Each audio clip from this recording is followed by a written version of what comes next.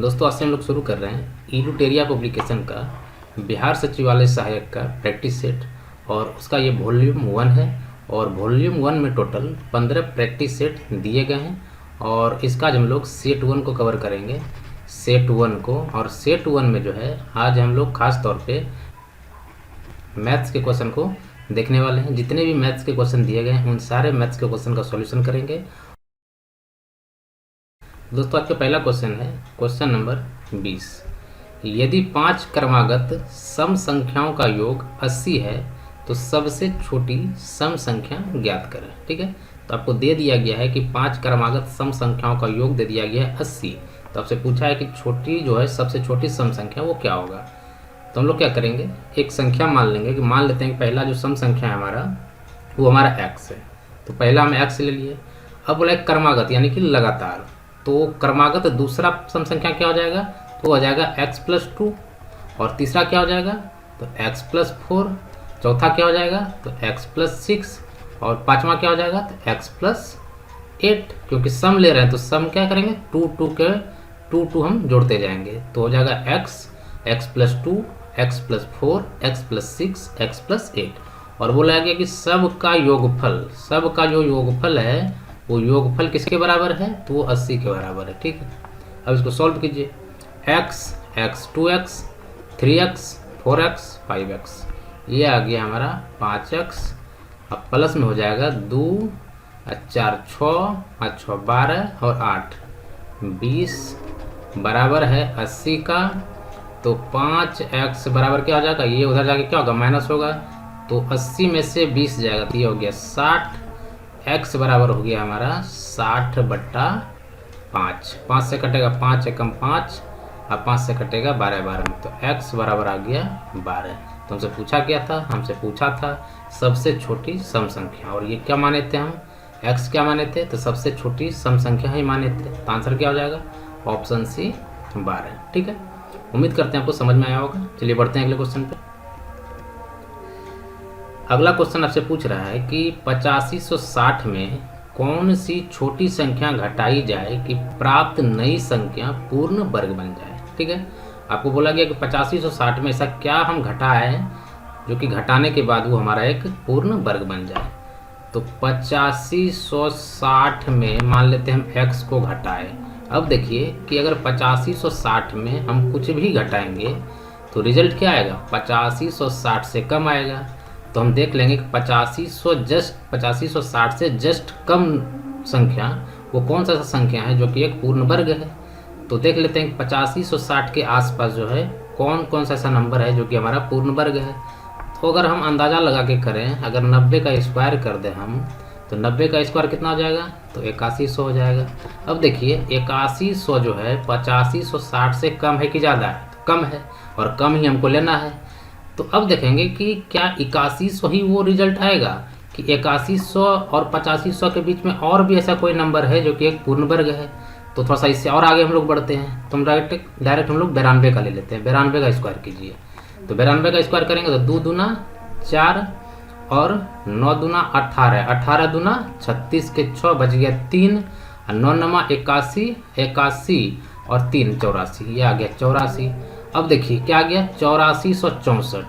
8464 8560 से कम है कि ज़्यादा है, तो 8560 से ये कम है। अब चेक करेंगे क्या इसके और इसके बीच में भी कोई ऐसा नंबर है जो कि एक पूर्ण वर्ग है। तो थोड़ा सा और आगे बढ़िए, हम ले लेते हैं 93 का। 93 का लेके देखिए, 93 का जब स्क्वायर करते हैं तो क्या आ जाएगा, 3 तिये 9 और 9 तिया 27, 27 गुना 2 54 का 4 बच गया 5 और 9 में 81, 81 5 86, 8649। अब देखिए 8649 क्या ये 8560 से कम है। तो आपको देख पा रहे हैं आप कि 8560 से ये क्या है, ज़्यादा है। तो ज़्यादा वाला हमको लेना नहीं है। तो कौन सा नंबर हमको मिला, तो हमको यही एक नंबर मिला 8464 जो कि एक पूर्ण वर्ग भी है और 8560 से कम भी है। ठीक है, तो हम कर सकते हैं कि 8560 में माइनस x करने के बाद हमको लाना क्या था, लाना था यही 8464।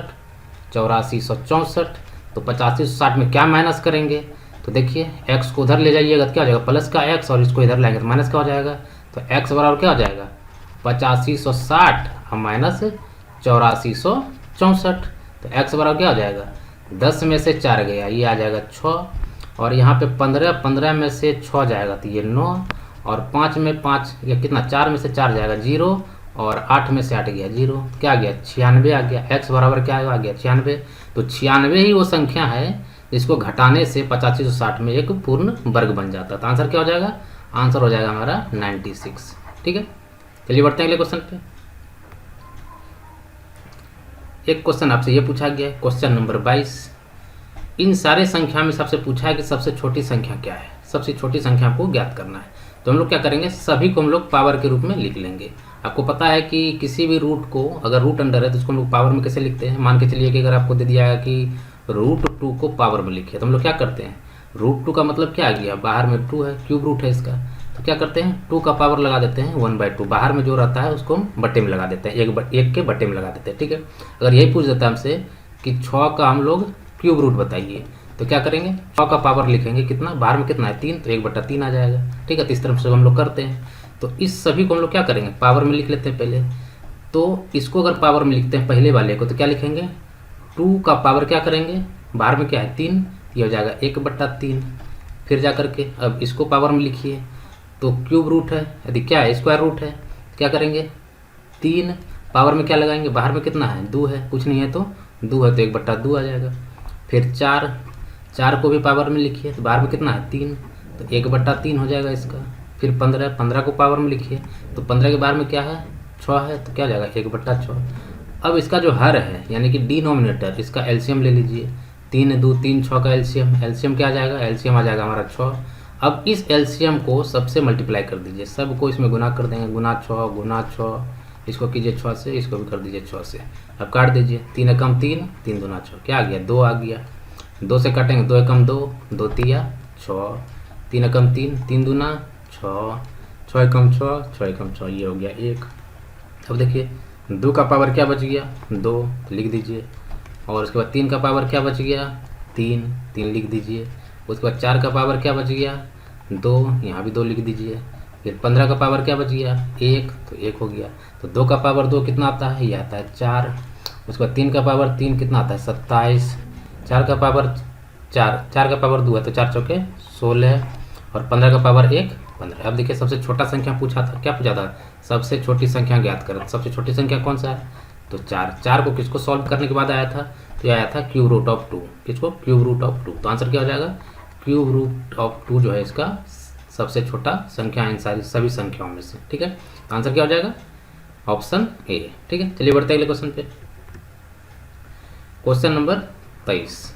क्वेश्चन नंबर 23 में आपसे पूछ रहा है कि 0.57 का सरलतम मान निम्नलिखित में से क्या होगा। यहाँ पे देखिए कि 7 के ऊपर बार लगा हुआ है। ठीक है, तो इस तरह के जब भी क्वेश्चन आपको मिले तो सिंपल सा कीजिए कि जो भी संख्या लिखा हुआ है उसको पहले लिखिए। क्या है 57, तो 57 लिख दीजिए पॉइंट के बाद। उसके बाद देखिए कि कौन कितने नंबर पे या फिर कितना ऐसा नंबर है जिस पे कि बार लगा हुआ नहीं है, तो सिर्फ एक ही है 5 पे बार लगा हुआ नहीं है, तो उसको क्या करेंगे माइनस कर लेंगे। ठीक है, और बटा में क्या लिखेंगे कि जितने भी नंबर पे बार लगा हुआ है उसके बदले में क्या लिखेंगे 9, और जिसके ऊपर बार लगा हुआ नहीं है उसके बदले में लिखेंगे हम लोग 0। तो बार किस पे लगा है, तो सिर्फ और सिर्फ 7 पे, तो एक नंबर पे बार लगा हुआ है तो 1 to 9 लिखेंगे। और कौन सा ऐसा संख्या है जिस पे बार लगा हुआ नहीं है, तो सिर्फ 5 ही वो संख्या है जिस पे बार लगा हुआ नहीं। तो बार किस पे नहीं लगा हुआ, तो एक संख्या पे बार लगा हुआ नहीं है, तो 1 to लिखेंगे 0। तो इसको आप सॉल्व कीजिए, 57 में से 5 गया, ये आ गया हमारा 52, बट्टा में 90। अगर कट रहा है तो काटिए, नहीं तो आंसर वही हो जाएगा। तो 2 से काटेंगे तो 2 से कटेगा ये 26 बार में, और 2 से कटेंगे तो ये कटेगा 45 बार में। तो अब और ये कटेगा नहीं, तो आंसर क्या हो जाएगा 26/45। 26/45 कहाँ है, तो ऑप्शन डी इसका क्या हो जाएगा, सही आंसर हो जाएगा। ठीक है, इस तरह से आप इस क्वेश्चन को सॉल्व कर सकते हैं। चलिए बढ़ते हैं अगले क्वेश्चन पे। Question number 24।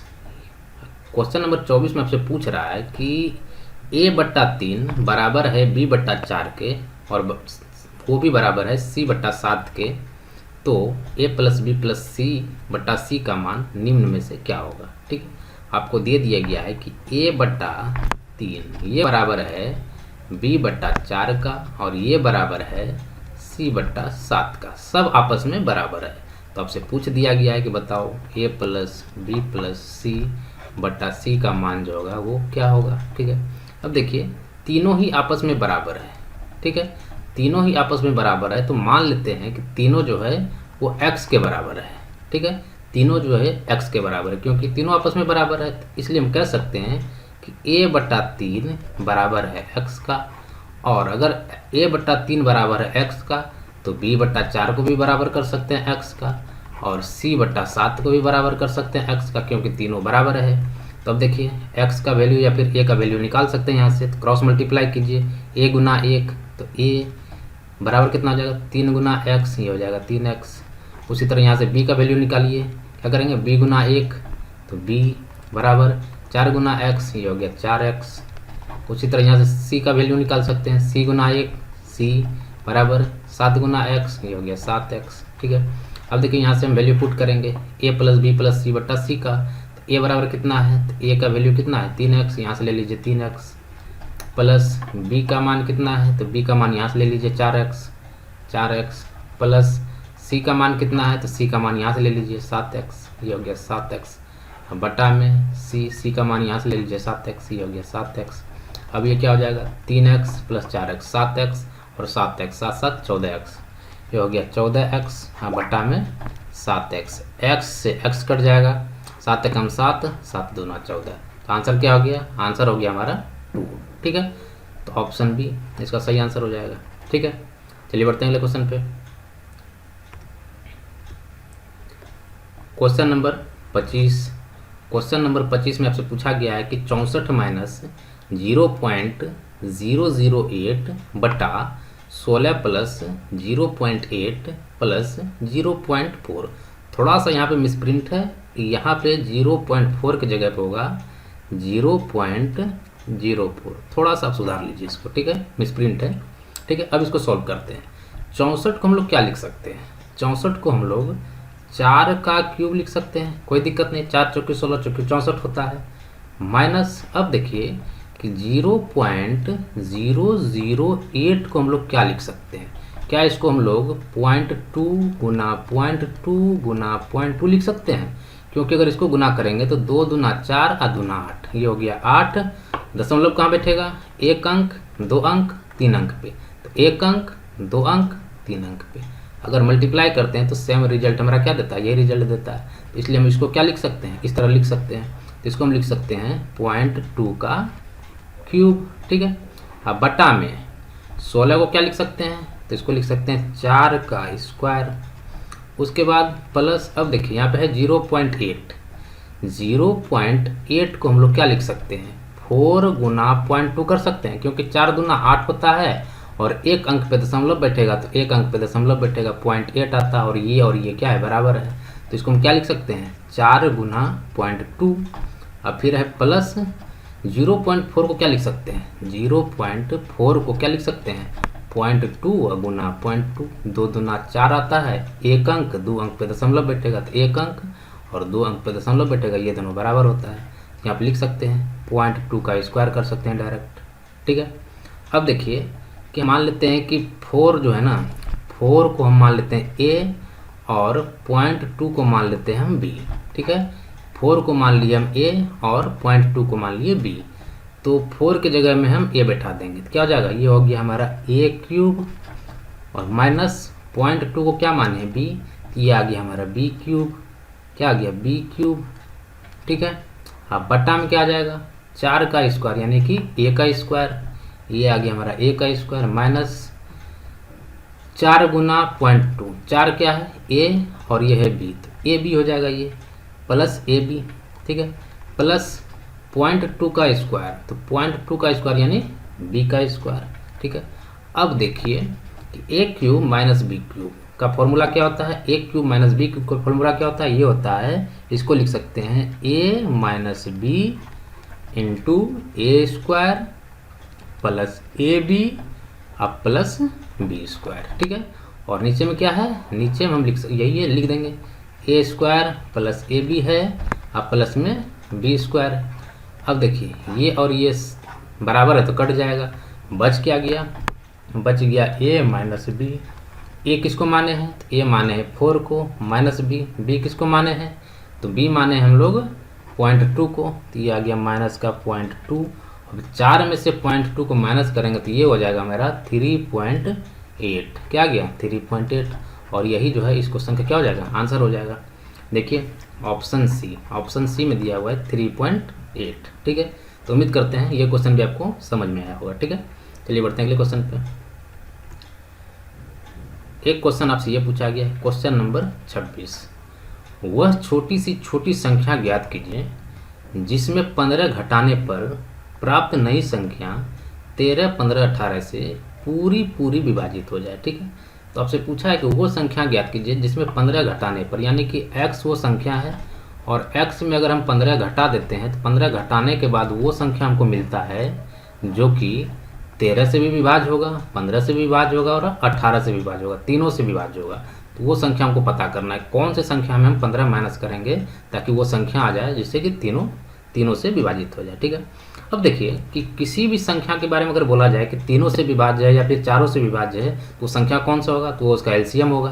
तो तीनों का एलसीएम ले लेते हैं हम लोग, तो 13, 15 और 18 का अगर एलसीएम ले लेते हैं तो एलसीएम क्या हो जाएगा, तो हम यहाँ पे दे सकते हैं 3, ये तो 13 रह जाएगा, 3 से हो जाएगा 15 5 बार में, और 3 से हो जाएगा ये 6 बार में। अब तो कटेगा नहीं, क्या हो जाएगा 13 तिया 39 इधर हो गया, अब 5 छके 30 इधर हो गया, 3 से गुना कीजिए, 3 नमा 27, 7 और 3 तिया 9 2 11 1 0, क्या गया 1170। यानी कि ये क्या आ जाएगा 1170, क्या आ जाएगा, सॉरी ये हो जाएगा हमारा 1170, क्या हो जाएगा, यहाँ हो जाएगा हमारा 1170 वो संख्या है जो कि 13 से विभाज्य होगा, 15 से और 18 से, तीनों से विभाज्य होगा। तो x में 15 घटाने के बाद ये नंबर आया है। ठीक है, तो x क्या होगा, तो देख लीजिए x माइनस 15 बराबर आना चाहिए 1170। तो x बराबर क्या हो जाएगा, तो इसको उधर करेंगे तो क्या हो जाएगा, प्लस हो जाएगा, तो 1170 अब प्लस में 15, तो x बराबर क्या हो जाएगा, तो जोड़ देंगे कितना हो जाएगा, 1170 में 15 जोड़ेंगे तो 1185, तो x बराबर आ गया 1185। यानी कि वह छोटी से छोटी संख्या क्या है, तो 1125 है, जिसमें 15 घटाने पे क्या आता है 1170, और 1170 क्या है, इस तीनों से विभाज्य होगा। ठीक है, तो आंसर क्या हो जाएगा 1185। तो 1185 कहाँ दिख रहा है आपको, तो ऑप्शन बी में 1185 दिख रहा है, तो आंसर क्या हो जाएगा ऑप्शन बी 1185। ठीक है, चलिए बढ़ते हैं अगले क्वेश्चन पे। एक क्वेश्चन आपसे ये पूछा गया है, क्वेश्चन नंबर 27। क्वेश्चन नंबर 27 में आपसे पूछा गया है कि एक घनाभ के विमाओं में 2, 3, 4 का अनुपात है, यदि उसका आयतन 3000 घन सेंटीमीटर हो तो उसका संपूर्ण पृष्ठ क्षेत्रफल ज्ञात करें। ठीक है, तो घनाभ का विमा दे दिया गया है अनुपात में 2, 3, 4। ठीक है, और उसका आयतन भी दे दिया गया है कि 3000 घन सेंटीमीटर। तो आपको पता होगा कि घनाभ का आयतन क्या होता है, तो ये होता है लंबाई गुना चौड़ाई गुना ऊंचाई, length into breadth into height. और ये किसके बराबर है, तो ये दे दिया गया आपको 3000 का, किसके बराबर है 3000 उसका आयतन। तो लंबाई क्या दे दिया गया है अनुपात में 2, 3, 4 का, मान लेते हैं ये 2x है, गुना 3x चौड़ाई, और ऊंचाई कितना है 4x है, और ये बराबर है हमारा 3000 का। तो देखिए 2 तिया 6 चौके 24, ये आ गया 24 गुना x गुना x गुना x, क्या हो जाएगा x क्यूब, बराबर हो जाएगा 3000। ठीक है, काटिए, तो x क्यूब बराबर क्या हो जाएगा, तो 3000 अब बटा में 24, 6 से काटिए, 6 चौके 24 और 6 पच्चे 30, 0 0, 4 से काटेंगे तो 4 एकम 4 और 4 एकम 4, बच गया 1, यानी कि ये 10 हो गया, तो 4 दूना 8 और 4 पंचे 20, तो x क्यूब बराबर हो गया 125। तो x बराबर क्या हो जाएगा, क्यूब रूट हो जाएगा 125 का, तो x बराबर आ गया हमारा कितना 5, x बराबर आ गया हमारा 5। अगर x बराबर हमारा 5 आ गया तो अब अगर लंबाई, अगर एक्चुअल लंबाई चौड़ाई देखेंगे तो कितना होगा, लंबाई क्या हो जाएगा, तो लंबाई कितना था 2x, यानी कि x का वैल्यू 5 है, तो ये हो जाएगा 10। चौड़ाई कितना हो जाएगा, ये था 3x, तो 3x यानी कि 5 तिया 15 हो जाएगा। उसके बाद हाइट कितना हो जाएगा, ऊंचाई 4x, यानी कि 4 गुना 5 ये हो गया 20। ठीक है, यहाँ तक क्लियर है। अब हमसे पूछा है कि उसका संपूर्ण पृष्ठ क्षेत्रफल। ठीक है, तो घनाभ का संपूर्ण पृष्ठीय क्षेत्रफल क्या फॉर्मूला क्या होता है? 2 इंटू लंबाई गुना चौड़ाई प्लस चौड़ाई गुना ऊंचाई प्लस ऊंचाई गुना लंबाई। ठीक है, इसका अगर बोलें कि घनाभ का संपूर्ण पृष्ठीय क्षेत्रफल कितना होता है? ये हो जाता है 2 इंटू क्या हो जाएगा? लंबाई गुना चौड़ाई प्लस लंबाई गुना ऊंचाई प्लस चौड़ाई गुना ऊंचाई, यही होता है। ठीक है, अब इसमें पुट कर देते हैं। 2 गुना में लंबाई कितना है? तो लंबाई है 10, 10 गुना में चौड़ाई कितना है? तो चौड़ाई है 15, ये हो गया 15 प्लस में फिर लंबाई कितना है? तो लंबाई है 10, तो 10 लिखेंगे। ऊंचाई कितना है? तो ऊंचाई है 20, तो 20 लिखिए। प्लस चौड़ाई कितना है? तो चौड़ाई 15 है, तो 15 हो गया ये। गुना में ऊंचाई कितना है? तो ऊंचाई 20 है, तो यहाँ 20 लिखिए। अब देखिए 2 गुना में 15 गुना 10 ये हो गया 150 प्लस 10 गुना 20 ये हो गया 200 प्लस 15 गुना 20 15 गुना 30 ये हो गया 300। ठीक है, अब देखिए 2 गुना 200 और 300 500 और एक 650 कितना हो गया? 650। तो अगर गुना करेंगे 2 से तो क्या जाएगा? 6 दूना 12 1 1300 वर्ग सेंटीमीटर। कितना हो जाएगा? वर्ग सेंटीमीटर इसका आंसर हो जाएगा। तो देखिए 1300 वर्ग सेंटीमीटर कहाँ है? तो ऑप्शन ए में आपको दिख रहा होगा 1300 वर्ग सेंटीमीटर। ठीक है, चलिए बढ़ते हैं आगे। एक क्वेश्चन आपसे ये पूछा गया, क्वेश्चन नंबर 28। क्वेश्चन नंबर 28 में आपसे पूछा गया है कि एक पाइप 125 सेंटीमीटर लंबा है, उसकी आंतरिक और बाह्य त्रिज्या क्रमशः 3 सेंटीमीटर तथा 4 सेंटीमीटर है, उसका वक्र पृष्ठ क्षेत्रफल ज्ञात करें। ठीक है, तो एक पाइप के बारे में बोला गया। मान लीजिए ये हमारा एक पाइप है। ठीक है, तो इसका त्रिज्या दे दिया गया है, मान लेते हैं ये एक त्रिज्या है। ठीक है, ये त्रिज्या जो है त्रिज्या दे दिया गया है यहाँ से लेकर के यहाँ तक 3 सेंटीमीटर। कितना है? 3 सेंटीमीटर। और पाइप का मोटाई के कारण कुछ इसका मोटाई रहा होगा, तो मोटाई के कारण जो है इसका जो त्रिज्या है वो बाह्य त्रिज्या वो बढ़ जाता है। ये बाह्य त्रिज्या हो गया, यहाँ से लेकर के यहाँ तक क्या था? आंतरिक त्रिज्या, और ये हो गया बाह्य त्रिज्या। ये कितना है? ये है 3 और ये है 4। ठीक है, एक 3 है और एक 4 है। ठीक है, तो अगर यहाँ से लेकर 3 है और यहाँ से लेकर के यहाँ तक 4 है, तो टोटल कितना हो जाएगा? 3 प्लस 4 कितना हो जाएगा? 7 हो जाएगा। ठीक है, अब देखिए कि पाइप है तो पाइप क्या हो जाएगा? ये हो जाएगा हमारा बेलन, और ये हाइट दे दिया गया। हाइट कितना है? तो 125 सेंटीमीटर है। आपको पता होगा कि बेलन का जो है वक्र पृष्ठ क्षेत्रफल क्या होता है? तो वो होता है 2 पाई r इंटू एच, ये होता है। अब बैठा दीजिए 2 गुना पाई का मान 22/7 गुना r कितना है? तो r हो जाएगा 1 3 और प्लस 4 और गुना h कितना है? तो 125 है। अब देखिए 2 गुना 22/7 ये हो गया, और गुना में 4 3 7 और गुना में 125, 7 से 7 ये कट गया, तो 22 दूना 44 से गुना 125। अब गुना कीजिए, गुना करने के लिए क्या करेंगे? दोनों को 8 से गुना कर दीजिए, ऊपर और नीचे। इससे क्या होगा? तो ये हमारा 1000 बन जाएगा गुना होकर के। अब 8 से काटिए इसको, 4 दूना 8, 4 से काटेंगे तो 11 बार में, तो 11 गुना 1000 कितना हो जाएगा? 11,000। 11,000 अब बट्टा में 2, तो इससे काटेंगे कितना हो जाएगा? 2 पच्चे 10, 2 पच्चे 10 और 2 को 0, तो 5500 सेंटीमीटर स्क्वायर हो जाएगा। 5500 सेंटीमीटर स्क्वायर क्या हो जाएगा? इसका वक्र पृष्ठ क्षेत्रफल हो जाएगा। तो आंसर कहाँ है? ऑप्शन सी देखिए 5500 सेंटीमीटर स्क्वायर। तो इसका आंसर क्या हो जाएगा? Option number C. चलिए बढ़ते हैं अगले क्वेश्चन पे। एक क्वेश्चन आपसे ये पूछा गया था, क्वेश्चन नंबर 29। 1 माइनस साइन 60 बटा कॉस 60 का मान ज्ञात करें। ठीक है, तो आपसे पूछा गया है कि 1 माइनस साइन 60 बटा कॉस 60 का मान क्या होगा। तो ये सॉल्व करते हैं इसको। 1 माइनस साइन 60 का वैल्यू कितना होता है? तो साइन 60 का वैल्यू आपको याद होगा, क्या होगा? √3/2 होता है। अब बटा में दे दिया गया है कॉस 60। कॉस 60 का मान कितना होता है? तो कॉस 60 का मान होता है कितना होता है? 1/2। ठीक है, अब ऊपर सॉल्व कीजिए पहले, तो एलसीएम क्या आ जाएगा, एलसीएम आ जाएगा हमारा 2। अगर एलसीएम आ गया हमारा 2, तो 2 को डिवाइड करेंगे 1 से, तो 2 इंटू 2 ये आ गया 2।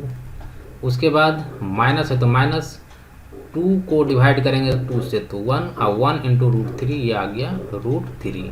अब बटा में कितना आ जाएगा 1/2। अब इसको आगे सॉल्व कीजिए, 2 माइनस √3 बटा 2, और इसको मल्टीप्लाई करेंगे तो क्या हो जाएगा, ये ऊपर जाएगा और ये नीचे आएगा, क्या जाएगा 2/1, 2 से 2 कट जाएगा, क्या हो जाएगा 2 माइनस √3। तो 2 माइनस √3 इसका क्या हो जाएगा, आंसर हो जाएगा। तो ऑप्शन चेक कीजिए, ऑप्शन नंबर बी में दिया हुआ है 2 माइनस √3 इसका राइट आंसर हो जाएगा। ठीक है, चलिए बढ़ते हैं अगले क्वेश्चन पे। Question number 30। क्वेश्चन नंबर 30 में आपसे पूछा जा रहा है कि 50 मीटर ऊंची मीनार के पाद से 50√3 मीटर दूरी पर स्थित किसी बिंदु पर मीनार का उन्नयन कोण कितना होगा। तो आपको दे दिया गया कि मीनार का ऊंचाई दे दिया गया है, ये है 50 मीटर, और इसके पाद से जो दूरी दिया गया है यहाँ से यहाँ तक, ये दिया गया है 50√3। तो आपसे पूछा गया है कि बताइए ये जो उन्नयन कोण होगा, ये उन्नयन कोण कितना होगा, ये थीटा का मान क्या होगा। ठीक है, तो इसको निकालना है, तो हम लोग निकाल सकते हैं। क्या निकालेंगे, tan थीटा बराबर क्या होता है, तो होता है लंब बटा आधार। ठीक है, लंब बटा आधार। तो tan थीटा बराबर क्या हो जाएगा, तो लंब कितना है 50 मीटर बटा आधार कितना है, तो 50√3, क्या हो गया 50√3। अब देखिए 50 से 50 कट गया, तो tan थीटा बराबर हो गया 1/√3। अब देखिए tan थीटा का मान कब 1/√3 होता है, तो आपको याद होगा कि tan 60 का जो मान होता है ना, tan 60 का मान, सॉरी tan 30 का मान, tan 30 का मान जो होता है वो 1/√3 के बराबर होता है। तो इसलिए आंसर क्या हो जाएगा, थीटा का मान कितना हो जाएगा, तो थीटा बराबर हो जाएगा हमारा 30 डिग्री। तो आंसर क्या हो जाएगा, ऑप्शन बी। क्या हो जाएगा, ऑप्शन बी, यानी कि 30 डिग्री। ठीक है, चलिए बढ़ते हैं क्वेश्चन पे। Question number 31। क्वेश्चन नंबर 31 में आपसे पूछा गया है कि दिए गए चित्र में जीवा ए बी और सी डी परस्पर बिंदु पी पर प्रतिच्छेद कर रही है। जीवा ए बी की लंबाई ज्ञात करें यदि सी डी बराबर 10, सी पी बराबर 5 और बी पी बराबर 3 सेंटीमीटर है। ठीक है, तो आपको दे दिया गया है कि यहाँ से लेकर के यहाँ तक 10 सेंटीमीटर है, और सी पी यहाँ से यहाँ तक दे दिया गया है 5 सेंटीमीटर है, और बी पी यहाँ से लेकर के यहाँ तक 3 सेंटीमीटर है। तो आपसे पूछा है कि ए बी, ये जो लंबाई होगा, ये लंबाई क्या होगा, तो इसका मान लेते हैं हम लोग x।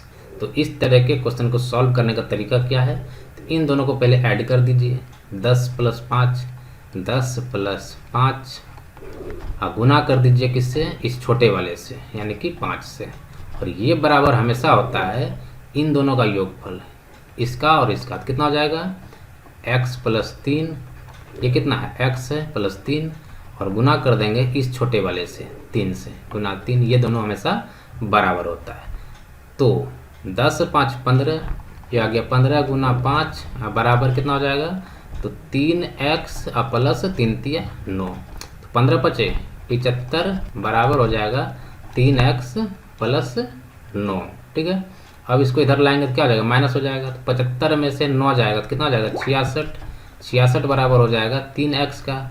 तो x बराबर कितना हो जाएगा 66/3, 3 दूना 6 और 3 दूना 6, तो x बराबर आ गया हमारा 22। और यही हमसे पूछा गया था, तो यही हमसे पूछा था कि बताओ कि ए बी जीवा है, इसका लंबाई क्या होगा, तो x बराबर हो जाएगा 22 सेंटीमीटर। ठीक है, चलिए बढ़ते हैं अगले क्वेश्चन पे। Question number 32। क्वेश्चन नंबर 32 में आपसे पूछा गया है एक वृत्त जिसका केंद्र O है तथा AOB वृत्त का व्यास है, यदि कोण ABC 70 है तो कोण BAC का माप ज्ञात कीजिए। ठीक है, तो आइए इसको सॉल्व करते हैं हम लोग। मान लेते हैं कि हमारे पास एक वृत्त है। ठीक है, ये मान लेते हैं कि हमारे पास एक वृत्त है, और वृत्त का केंद्र है हमारा, मान लेते हैं ये हमारा क्या है, केंद्र O है, और उसके साथ साथ बोला गया कि उसका एक क्या है, व्यास है AOB, यानी कि यहाँ पे कोई A होगा, AOB, ये हो गया A, ये हो गया O, ये हो गया B, ये इसका क्या है, व्यास है। और उसके बाद बोला है कि कौन ए बी सी, यानी कि ए बी और सी कहीं पे एक पॉइंट है, इसको अगर मिला देते हैं यहाँ से यहाँ तक, यहाँ से यहाँ तक, तो ये कौन के बारे में बोला है कि ए बी सी ये हमारा कितना है 70 है। ठीक है, तो पूछा गया है कि बी ए सी, बी ए सी ये हो गया सी, तो इस कोण के बारे में हमसे पूछा है कि इसका मान क्या होगा। ठीक है, तो इसमें देखिए कि ये क्या है हमारा, ये हमारा है व्यास, व्यास के साथ साथ क्या है, ये हमारा जो है इस वृत्त को दो भागों में बांटता है। तो ये क्या हो जाएगा, एक अर्धवृत्त, अगर इधर का बात करते हैं तो क्या हो जाएगा अर्धवृत्त। और आपको पता होगा कि अर्धवृत्त पे जो कोण बनता है व्यास के द्वारा, व्यास दोनों व्यास के पॉइंट को मिलाने के बाद परिधि पे बना कोण कितना होता है 90 डिग्री का होता है। तो ये कितना हो जाएगा हमारा, ये हमारा हो जाएगा 90 डिग्री। अगर ये 90 डिग्री हमारा है और ये 70 डिग्री है तो x का वैल्यू आराम से आप पता कर सकते हैं, क्योंकि त्रिभुज के तीनों कोणों का योग कितना होता है 180 होता है। तो इसका मतलब क्या हो गया 90 प्लस 70 अब प्लस अगर x को जोड़ दें ये हमारा कितना होगा 180 के बराबर होगा। तो 9 7 16, तो 160 प्लस x बराबर कितना हो जाएगा 180 का, तो x बराबर कितना हो जाएगा, तो 160 उधर माइनस होगा, तो 180 माइनस 160 x बराबर हो गया हमारा 20 डिग्री। तो x का वैल्यू कितना आ जाएगा 20 डिग्री। तो ये जो x है ये कौन हो जाएगा हमारा 20 डिग्री का। तो आंसर क्या हो जाएगा ऑप्शन ए, यानी कि 20 डिग्री। ठीक है, चलिए बढ़ते हैं अगले क्वेश्चन पे। Question number 33। क्वेश्चन नंबर 33 में आपसे पूछा गया है यदि x संख्याओं का औसत y है, ध्यान दीजिएगा पूछा गया x संख्याओं का औसत y है और y संख्या है उसका औसत x है। तो अगर हम सिंपल से आपसे कहें कि 10 संख्याओं का औसत 5 है, तो इसका मतलब टोटल नंबर कितना हो जाएगा, टोटल क्या हो जाएगा 10 संख्याओं का औसत 5 है, यानी कि 10 10 10 10 सबका कितना है 5 5 करके है, तो कितना हो जाएगा 10 5 50 हो जाता है। तो उसी तरह से यहाँ बोला है कि x संख्याओं का औसत y है, तो x संख्याओं का औसत y है, तो ये क्या हो जाएगा, ये हो जाएगा xy। और फिर बोला है कि y संख्या है मेरे पास उसका औसत कितना है x है, तो टोटल नंबर कितना हो जाएगा, तो x गुना y, ये भी हो जाएगा xy। अब बोला है कि सभी संख्याओं का कुल औसत कितना होगा, तो सभी संख्याओं का योगफल कितना हो जाएगा xy प्लस xy, तो xy प्लस xy कितना हो जाएगा 2xy, और भाग दे देंगे किससे, टोटल संख्या। तो x संख्या पहले यहाँ था फिर y संख्या यहाँ पे था, तो x प्लस y ये हो जाएगा x प्लस y। तो आंसर क्या हो जाएगा 2xy बटा x प्लस y, तो 2xy बटा x प्लस y इसका क्या हो जाएगा आंसर हो जाएगा। ठीक है, चलिए बढ़ते हैं अगले क्वेश्चन पे। Question number 34। क्वेश्चन नंबर 34 में आपसे पूछा गया है कि एक चुनाव में 2 उम्मीदवार थे, जीतने वाले उम्मीदवार को कुल मतों का 65% मत प्राप्त हुआ और वह 900 मतों से विजयी हुआ, तो कुल मतदाताओं की संख्या ज्ञात करें। तो बोला गया है कि एक चुनाव में 2 उम्मीदवार था, एक ए था मान लेते हैं, दूसरा बी था। तो बोलता है कि एक उम्मीदवार जो है जीतने वाले उम्मीदवार दोनों में से कोई एक जीतने वाला था, जीतने वाले को जो है वो 65% वोट मिला। तो अगर 65% वोट मिला तो मान लेते हैं कि टोटल वोट का संख्या कितना था 100% था, 100% मान के चलते हैं, तो 100% में 65% जीतने वाले को मिला, तो हारने वाले को भी कुछ मिला होगा, तो हारने वाले को कितना मिला, तो 100 माइनस 65 यानी कि 35% इसको मिला हारने वाले को। अब बोला है कि वह 900 मतों से विजयी हुआ। ये जो है ना, ये जो है 900 मतों से, कितना 900 मतों से यानी कि 900 वोट से वो जीत गया। अब देख लेते हैं कि दोनों के बीच में डिफरेंस कितना है, 65% और 35%। तो इन दोनों के बीच का डिफरेंस है 30%, 30% से ये जीत गया। ठीक है, ये जो है बी से 30% अधिक लाया और 30% अधिक लाने से क्या फ़ायदा हुआ कि 900 वोट इसको अधिक मिल गया। कितना मिल गया 900 वोट इसको अधिक मिल गया, यानी कि 30% का वैल्यू हो गया हमारा 900, तो 1% का वैल्यू कितना हो जाएगा, तो 900 अब बटा में 30, तो 30 से काटेंगे तो 30 तिया 90 यानी कि 30, 1% बराबर हो गया 30। अब पूछा क्या है कि कुल मतदाताओं की संख्या, तो कुल मतदाताओं की संख्या कितना है 100%, तो 1% बराबर है इतना है, तो 100% कितना होगा, तो 100 से गुना कीजिए इसको, तो हो जाएगा ये 3000। क्या हो जाएगा, 3000 कुल मतदाताओं की संख्या हो जाएगी। तो आंसर क्या हो जाएगा, ऑप्शन ए 3000। ठीक है, चलिए बढ़ते हैं अगले क्वेश्चन पे। Question number 35। क्वेश्चन नंबर 35 में आपसे पूछा गया है कि बालू और लोहे के 10 किलोग्राम मिश्रण में 20% लोहा है, उसमें कितनी बालू और मिलाई जाए कि लोहा जो है 10% हो जाए। तो मेरे पास एक कोई मिक्सचर है, क्वेश्चन में बोला गया मिक्सचर में जो है टोटल जो है 20% दिया है लोहा, यानी कि लोहा, अगर यहाँ लिख देते हैं लोहा और बालू, ठीक है, ये हो गया बालू। लोहा बोला गया है कि 20% है, कितना हो गया 20% है, तो बालू कितना हो जाएगा, बाकी जो बचेगा 80% वो हो जाएगा हमारा बालू। अब बोला है कि मिश्रण जो था, मिश्रण था कितना, तो मिश्रण था हमारे पास टोटल 10 किलो, कितना था 10 किलो। तो 10 किलो का 20% अगर निकालेंगे, 10 किलो का 20% अगर हम निकालेंगे तो कितना निकलेगा 2 kg, ये निकला है 2 kg। अगर 2 kg मिश्रण में लोहा है तो बालू कितना हो जाएगा, जो बाकी बचेगा, तो 10 में से 2 जाएगा तो ये 8 kg। 8 kg क्या हो गया हमारा, 8 kg हमारा हो गया बालू हो गया। ठीक है, अब 8 किलो बालू हो गया। अब बोला है कि कितनी बालू, उसमें कितनी बालू मिलाई जाए, तो मिला क्या रहे हैं, बालू मिलाना है। लोहा हमको देखना नहीं है, जितना था वो उतना ही रहेगा, लोहा को मिलाना ही नहीं है। मिला क्या रहे हैं, बालू मिला रहे हैं, यानी कि मिश्रण था कितना 10 kg, तो मान लेते हैं कि x kg हम बालू मिला रहे हैं, कितना मिला रहे हैं x kg हम बालू मिला रहे हैं। तो मिश्रण था कितना 10 किलो, अब मिक्सर कितना हो जाएगा, तो x + 10, क्योंकि 10 हम बालू मिला दिए। और लोहा हमारा कितना रहेगा, तो लोहा जितना था उतना ही रहेगा, 2 किलो पहले था तो 2 किलो अभी रहेगा। ठीक है, तो 2 किलो टोटल मिश्रण कितना हो जाएगा 10 + x, और ये कितना होना चाहिए, ये होना चाहिए हमारा 10% हो जाए, कितना मिला है जो कि 10% हो जाए। तो अब लोहा कितना हो जाएगा, तो लोहा हो जाएगा 10 + x मिलाने के बाद, और ये किसके बराबर हो जाएगा, तो इसका जो है 10% के बराबर होना चाहिए। ठीक है, ये करना था।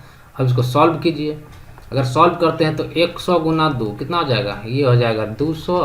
अब बराबर क्या हो जाएगा, इसको और इसको क्रॉस मल्टीप्लाई कीजिए, 10 × 10 100 plus 10 × x 10x plus x × 10 10x plus x × x² अब देखिए इसको भी उधर ले आते हैं तो क्या हो जाएगा, x² प्लस 10 10 20x, और इसको उधर ले जाएंगे क्या हो जाएगा, माइनस का 200 और प्लस का 100, तो माइनस का 100 बचेगा।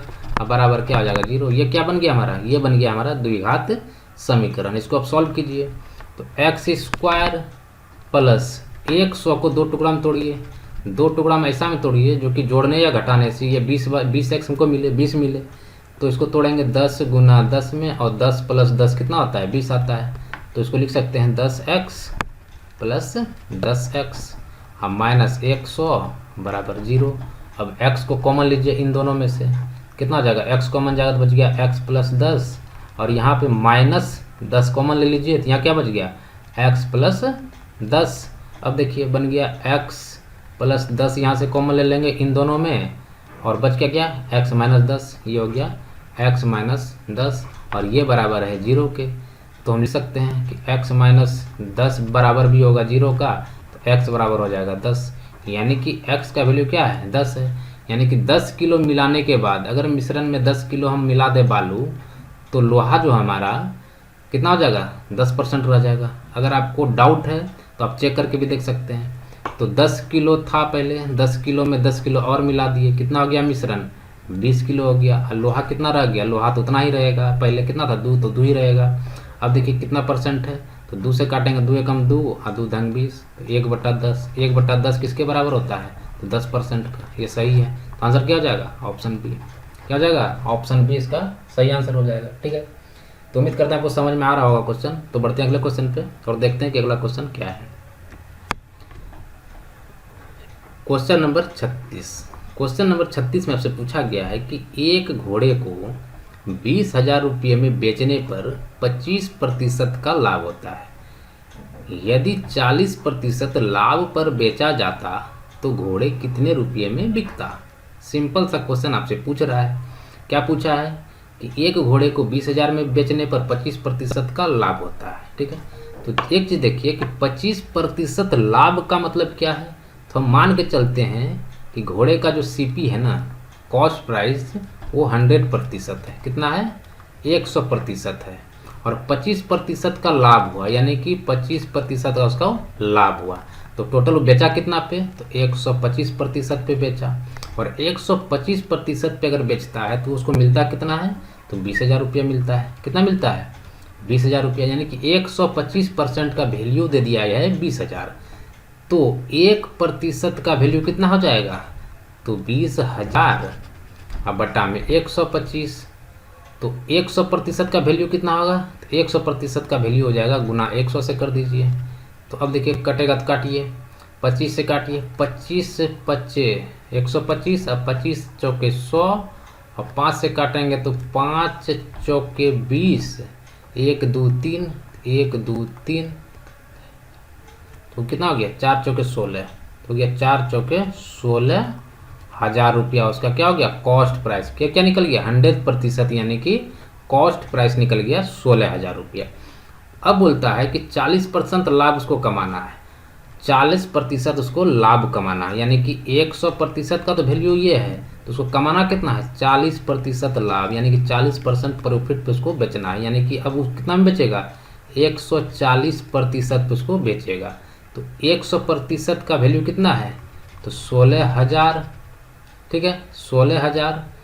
और इसको बेचना कितना है? तो 140% पे इसको बेचना है। तो निकाल लीजिए 140% का कितना कीमत होगा। तो 0 से 0 कैंसिल। ठीक है, अब 14 से गुना कर दीजिए, तो 2 गो 0 तो पहले आएगा। 14 छक्के 84 के 4 बच गया कितना? 8। 14 एकम 14, 14 8 कितना आता है? 22। कितना हो गया? 22,400। 22,400 पे बेचने पर उसको 40% का लाभ होगा। तो आंसर क्या हो जाएगा? ऑप्शन डी, यानी कि 22,400 में बेचेगा तो उसको 40% का फायदा कमा लेगा। ठीक है, आशा करते हैं आपको समझ में आ रहा होगा क्वेश्चन। तो बढ़ते हैं अगले क्वेश्चन पे।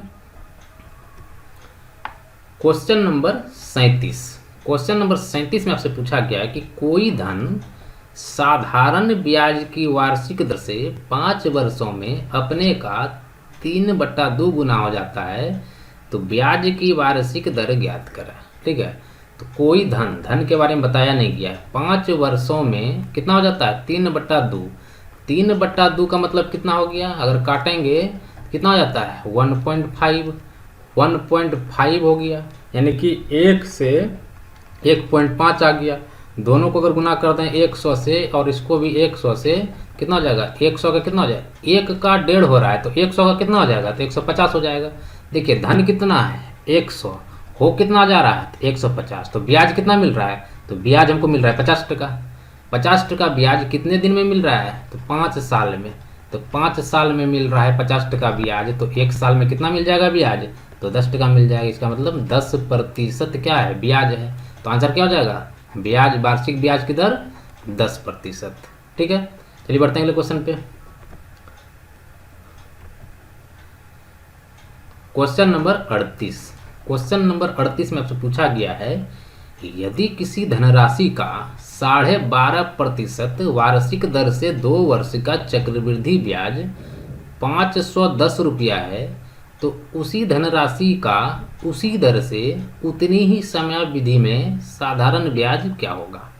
तो आपको दे रखा है कि धनराशि का वार्षिक दर दे रखा है। वार्षिक दर कितना है? तो 12.5%। ये हो गया हमारा आर दे दिया है, टी दे दिया है, यानी कि समय कितना है? तो 2 वर्ष दे दिया गया है। कितना? 2 वर्ष आपको दे दिया गया है समय। और चक्रवृद्धि ब्याज भी दे दिया गया है। इंटरेस्ट जो है, इंटरेस्ट दे दिया गया है 510 रुपया। अब एक फॉर्मूला होता है चक्रवृद्धि ब्याज में, क्या होता है? P × 1 + R/100⁴ तो ये सबको पता है। तो ये निकलता क्या है? अगर इस फॉर्मूला से अगर हम निकालें तो क्या निकलता है? इसमें ब्याज नहीं निकलता है, इसमें निकलता है ए, यानी कि मिश्र धन। अगर इस फॉर्मूला में बैठाते हैं तो ये निकलता है मिश्र धन। अगर ब्याज निकालना हो तो क्या करते हैं, मिश्र धन जो निकलता है उसमें से हम पी को माइनस कर देते हैं, यानी कि मूलधन को मिश्र धन में माइनस कर देते हैं, तुम्हारा ब्याज निकल जाता है।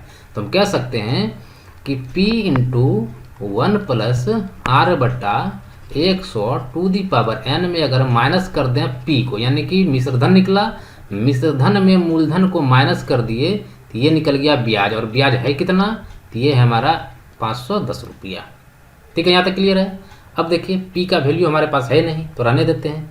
P इंटू 1 प्लस आर कितना है, तो 12.5%। 12.5% को क्या लिख सकते हैं, 25/2।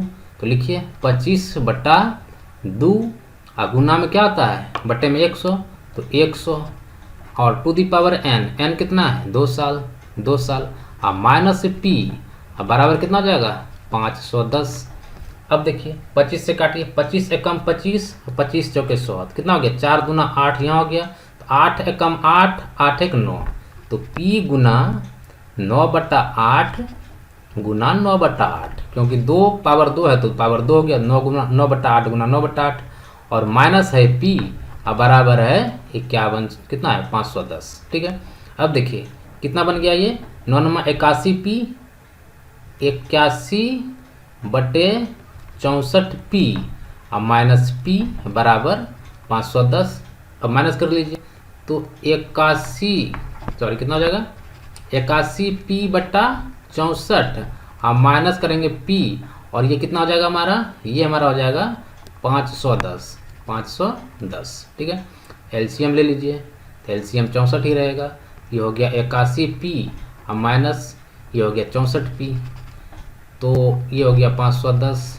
अब देखिए 81P में 64P जाएगा तो बचेगा कितना, 17, कितना हो जाएगा 17P बटा ये हो जाएगा 64 बराबर हो जाएगा 51 0। ठीक है, अब देखिए क्रॉस मल्टीप्लाई करेंगे तो सीधा सीधा 64 को यहाँ पे मल्टीप्लाई कर दीजिए, 64 को कितना, 64 को मल्टीप्लाई कर दिए हम।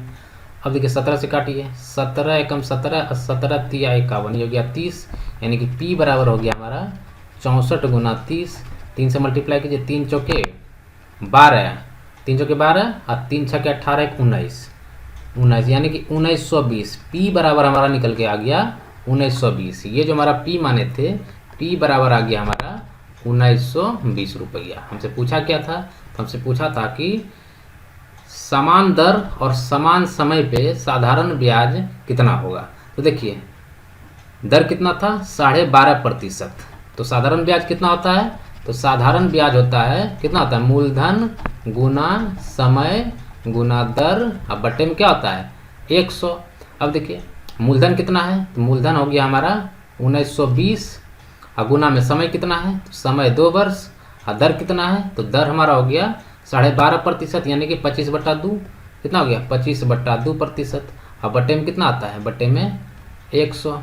अब देखिए 25 एकम 25 और 25 चौके 100, 2 से ये 2 कटेगा और 4 से काटिए इसको, 4 चौके 16, 16 3 19, यानी कि 4 8 32, 1 0, तो 480। साधारण ब्याज कितना हो जाएगा, 480 रुपया हो जाएगा, तो option D 480।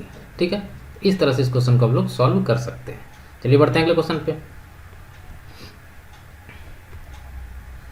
Question number 39। Question number 39 में आपसे पूछा गया है, ए किसी काम को 8 घंटे में तथा बी उसी काम को 12 घंटे में कर सकता है। यदि दोनों साथ मिलकर काम करें तो काम कितने घंटे में पूरा होगा। ठीक है, ए करता है काम 8 घंटे में, बी काम करता है 12 घंटे में, तो दोनों का क्या करेंगे, क्षमता पहले निकाल लीजिए। क्षमता अगर निकालने के लिए क्या करेंगे, इन दोनों का एलसीएम ले लीजिए, तो एलसीएम हो जाएगा 8 12 का 24, 24 को भागा देंगे 8 से, क्या हो जाएगा 8 3 24, इसका क्षमता निकल गया 3, और इसका क्षमता निकल जाएगा 24 में 12 से भाग देंगे तो 2। तो ए का क्षमता 3 और बी का क्षमता हो गया 2, तो 1 घंटा में 3 काम करता है ए और 1 घंटा में 2 काम करता है बी। तो 1 घंटा में दोनों मिलकर कितना काम करेगा, तो 3 + 2 5, 5 काम किया 1 घंटा में। अब खत्म करना कितना, 24 काम खत्म करना है, तो 24 काम कितने दिन में खत्म करेगा, तो 24/5, तो 5 चौके 20, अब बच गया 4/5, यानी कि 4 सही 4/5, 4.4/5 दिन घंटा में वो पूरे काम को खत्म कर देगा। तो आंसर क्या हो जाएगा 4:4/5। तो आंसर हो जाएगा ऑप्शन ए 4:4/5 या फिर 4.4/5 घंटा। ठीक है, चलिए बढ़ते हैं अगले क्वेश्चन पे। Question number 40। क्वेश्चन नंबर 40 में आपसे पूछा गया है राम 12 किलोमीटर प्रति घंटा की चाल से अपने घर से दफ्तर जाता है। यदि वह अपनी चाल 5/6 चाल से चले तो 20 मिनट देर से पहुंचेगा। उसके घर से दफ्तर की दूरी ज्ञात करें। ठीक है, तो बोला गया है कि पहले जो है ना वो 12 किलोमीटर पर आवर की घंटा से वो जाता है। अब बोलता है कि यदि वह अपनी चाल 5/6 चाल से चले, तो पहले चलता कितना था 12 से चलता था, अब उसी का 5/6 चाल से चले, यानी कि 6 एकम 6, 6 दूना 12, यानी कि 10 किलोमीटर प्रति घंटा की रफ्तार से चले। 10 किलोमीटर प्रति घंटे की रफ्तार से चलता है तो उसको जो है 20 मिनट देर हो जाता है। क्या जाता है 20 मिनट देर हो जाता है। एक चीज़ देखिए इसमें कि 12 किलोमीटर की रफ्तार से पहले जा रहा था और फिर जा रहा है 10 किलोमीटर की रफ्तार से, तो ज़्यादा समय लगेगा किसमें।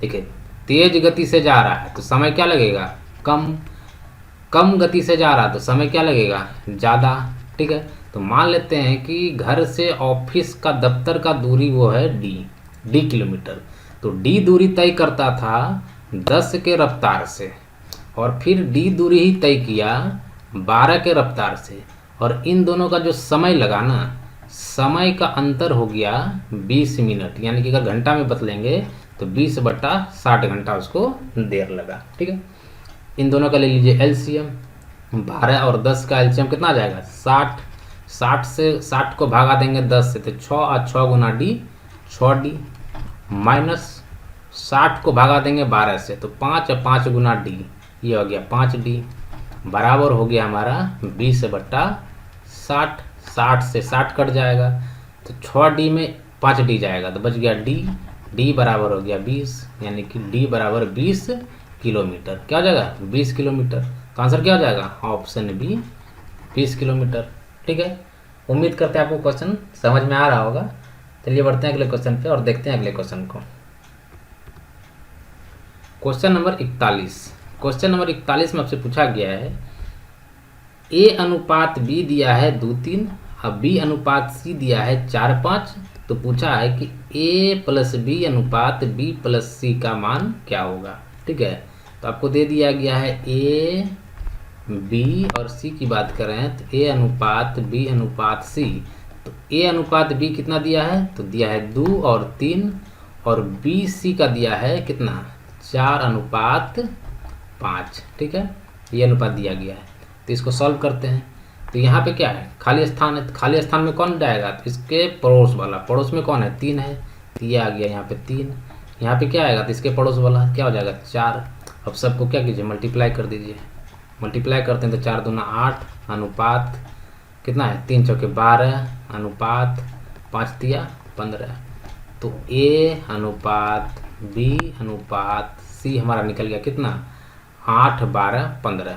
ठीक है, अब पूछा क्या है A+B, तो A+B यानी कि इन दोनों को जोड़ दीजिए, तो 12, 8, 20, अनुपात B+C इन दोनों को जोड़ दीजिए 12 और 15, 12, 15 कितना आएगा 27, तो आंसर क्या हो जाएगा 20:27 हमारा आंसर हो जाएगा।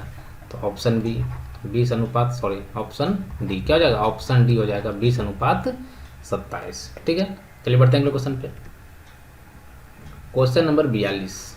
क्वेश्चन नंबर 42 में आपसे पूछा जा रहा है कि यदि A+B = 7 तथा AB = 12 हो तो A² + B² का मान ज्ञात करें। तो आपको दे दिया गया है कि A+B बराबर है 7 और AB भी दे दिया गया है, AB बराबर है 12। तो आपसे पूछा है कि A² + B² का मान क्या होगा। तो हम लोग क्या करेंगे कि A+B बराबर कितना है 7 है, तो दोनों तरफ पहले स्क्वायर कर लेंगे। ठीक है, अगर दोनों तरफ स्क्वायर करते हैं तो ये क्या बनेगा हमारा ये बनेगा a square plus B square plus 2ab बराबर 7 सत्ते 49। अब देखिए a square plus B square, तो a square plus B square को उधर रखिए और इसको उधर लेके जाइए, तो ये क्या हो जाएगा, तो 49 माइनस 2ab, तो a square plus B square बराबर क्या हो जाएगा 49 माइनस 2 और ए बी का वैल्यू कितना है, तो ए बी का वैल्यू यहाँ से बैठाइए, ये है 12, तो a square plus B square का मान क्या हो जाएगा 49 माइनस 12 दूना 24, तो 49 में 24 माइनस करेंगे कितना हो जाएगा, 9 में से 4 गया 5 और 4 में से 2 गया 2, तो क्या हो गया ए स्क्वायर प्लस बी स्क्वायर बराबर आ गया 25। हमसे पूछा क्या था, तो हमसे पूछा था ए स्क्वायर प्लस बी स्क्वायर का मान, तो क्या हो जाएगा 25 हो जाएगा, ऑप्शन बी इसका सही आंसर हो जाएगा। ठीक है, चलिए बढ़ते हैं आगे। Question number 43। क्वेश्चन नंबर 43 में आपको बोला गया है कि निम्नलिखित का मान ज्ञात कीजिए। ठीक है, आपको दे दिया गया है कि x माइनस 1/x बराबर है 1/2 का, तो आपसे पूछा गया है इसका मान। ठीक है, तो हम लोग क्या करेंगे, दोनों तरफ स्क्वायर कर लीजिए, इसका भी स्क्वायर करेंगे इसका भी स्क्वायर करेंगे, तो इसका स्क्वायर करेंगे तो क्या क्या ये क्या बन गया a माइनस बी का होल स्क्वायर, तो a माइनस बी का होल स्क्वायर क्या होता है a square plus B square minus 2ab, यही होता है। तो देखिए a बराबर क्या है x और b बराबर क्या है 1/x, तो ये हो जाएगा x square plus B square, b क्या है तो 1/x स्क्वायर, उसके बाद क्या हो जाएगा माइनस 2, ये कितना है तो ये है x इंटू बी कितना है तो 1/x बराबर कितना हो जाएगा, इधर हो जाएगा 1/4। ठीक है, देखिए x से x कट गया तो x square plus 1/x square बराबर क्या हो जाएगा 1/4, और ये माइनस 2 उधर जाके क्या हो जाएगा +2। ठीक है, तो x square plus 1/x square क्या हो जाएगा 4 दूना 8, 8 1 9/4, ये हो गया 9/4। ठीक है, यहाँ तक क्लियर है।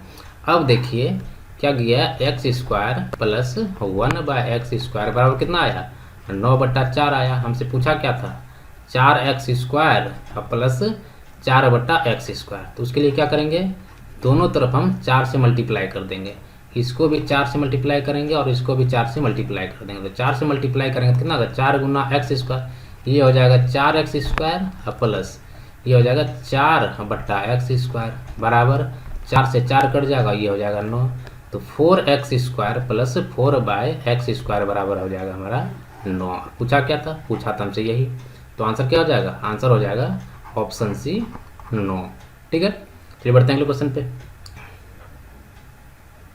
तो दोस्तों आज के वीडियो का ये आखिरी क्वेश्चन था और इसी क्वेश्चन के साथ जो है आपका सेट नंबर 1 में जितने भी मैथ्स के क्वेश्चन थे उस सारे क्वेश्चन को हमने कवर कर लिया है।